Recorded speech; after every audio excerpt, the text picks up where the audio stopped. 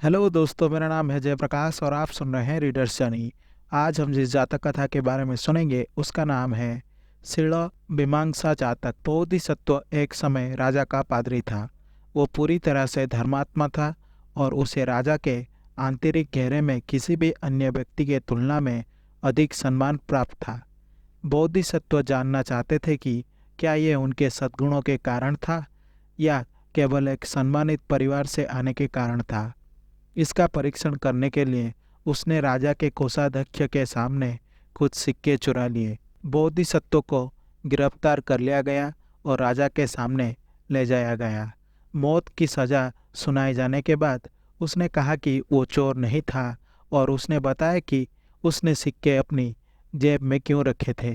और ये सज़ा दिए जाने से पता चला कि राजा का सम्मान वास्तव में उसके गुणों से अर्जित किया गया था, ना कि उसके वंश से।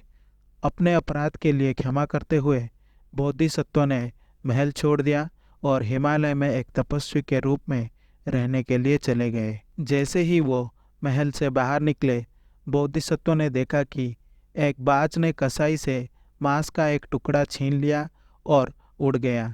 अन्य पक्षियों ने उसे घेर लिया और अपने पैरों और चोंचों से हमला कर दिया। दर्द के कारण पक्षी ने अपना मांस नीचे गिरा दिया। एक अन्य पक्षी ने मांस छीन लिया। उसी तरह के हमले का सामना करना पड़ा और उसे भी गिरा दिया। ये सिलसिला जारी रहा। एक के बाद एक पक्षी और जिसके पास भी मांस था उस पर हमला किया गया और जिसके पास भी मांस गिरा उसे शांति से छोड़ दिया गया। बोधिसत्व ने महसूस किया कि मानवीय इच्छाएं मांस की तरह है। जीवन तब सर्वश्रेष्ठ होता है जब हम उन्हें जाने देते हैं। बोधिसत्व ने वो रात एक गांव के एक घर में बिताई। उसने परिवार की एक दासी को अपने प्रेमी से ये कहते हुए सुना कि किस समय उससे मिलने आना है। उसके मालिक के सो जाने के बाद वो रात भर सामने के दरवाजे पर उस आदमी के आने का इंतजार कर रही थी, लेकिन वो कभी नहीं आया। दिन निकलने पर दास ने अंततः हार मान ली और सो गया। बोधिसत्व ने देखा कि कैसे आशा ने उसे दुख पहुंचाया, लेकिन जब वो निराश से हार गई तो उसे शांति महसूस हुई। अगले दिन बोधिसत्व ने जंगल में प्रवेश किया और एक तपस्वी को ध्यान में जमीन पर बैठे देखा। उन्होंने सोचा कि ध्यान का आनंद से बढ़कर ना तो पृथ्वी पर और ना ही स्वर्ग में कोई सुख है।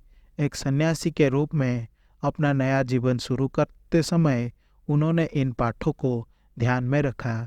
ये कहानी बुद्ध के जीवन काल में। संघ में शामिल होने से पहले बुद्ध के शिष्यों में से एक राजा का पादरी था। उन्हें राजा के आंतरिक घेरे में किसी भी अन्य की तुलना में अधिक सम्मान प्राप्त हुआ और आश्चर्य हुआ कि क्या ये उनके गुण या उनके वंश के कारण था। इसीलिए उन्होंने अपने विशेष अधिकार का ठीक वैसा ही परीक्षण किया। राजा द्वारा क्षमा किए जाने के बाद वो व्यक्ति संघ में शामिल हो गया और अंततः अरिहंत पद तक पहुंच गया। जब बुद्ध ने कुछ अन्य शिष्यों को इस पर चर्चा करते हुए सुना तो बुद्ध ने उन्हें ये कहानी सुनाई ताकि वे जान सके कि उन्होंने स्वयं भी एक बार अतीत में यही परीक्षण किया था। बुद्ध ने अपने जन्म के अलावा किसी अन्य पूर्व जन्म की पहचान नहीं की। आशा करता हूँ कि आपको ये जातक कथा अच्छी लगी होगी। अगर आपको मेरी वीडियो पसंद आई तो इसे लाइक करें और शेयर करें और ऐसे वीडियोस देखने के लिए मेरे चैनल को सब्सक्राइब करें।